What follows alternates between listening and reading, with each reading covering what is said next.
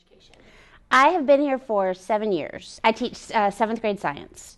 I started out as a para, and then I became a teacher. I've been teaching here for the past 4 years. This is my fourth year. But I started out at Chalmers. I was elementary. I did second and third grade dual language, and then whenever my youngest son left Chalmers, then I decided I wanted to try out the bigger kids. So I think that I work with so many amazing teachers, and I've had so many amazing teachers in my life that I've been able to pull things from all of them to become the kind of teacher that I wanted, or that I think was good for me, and I try to be that for the kids. I know that every kid learns differently, and I know that it's hard to reach them all, but I do try to make that effort to reach all of them that way. Like, I want them to know that I'm their cheerleader, that I am there for them. And I tell them the first day of class, like, in this room, we're a family.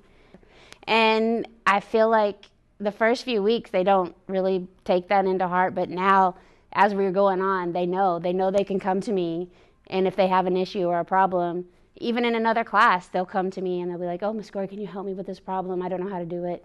Even if it's a math problem or an English problem, they can come to me, and they know that I'll be there for them. I try to give them a voice in here, and I want them to know that it's okay. It's okay to say what you think in here, and it's okay to make mistakes. It's okay to fall down, because we're here to pick you up.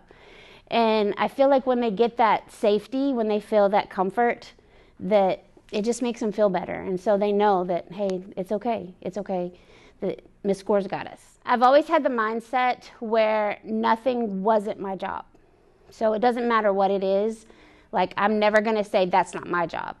These kids, and it doesn't matter if they're kids in my room, or if they're kids in another room, or if they're kids in another school, they're mine. They're my responsibility. They're part of me. It doesn't matter. And I feel that way. I feel like once they've been in my classroom, they're my kids.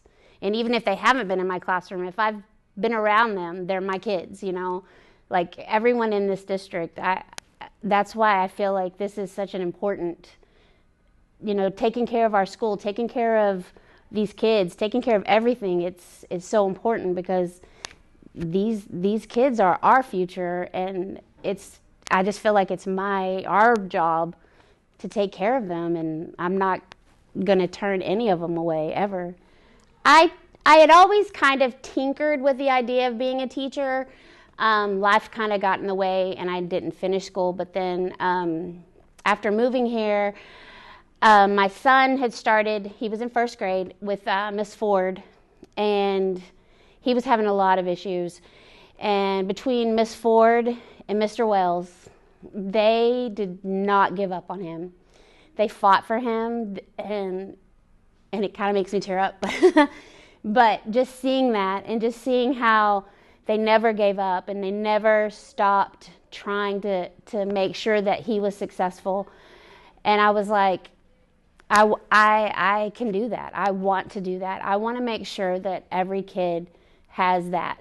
And so that's what I did. And I applied to work at the school while I was finishing up school, because I didn't have that much more to go. And I told them, that's what I wanted to do. I want to be a teacher. I'm here for every single one of these kids. And I tell them I'm your biggest cheerleader, and I'll always be your biggest cheerleader. And I'm not going to let any of them fall through the cracks. So because of them doing that for my kid, that I want to make sure that every kid has that.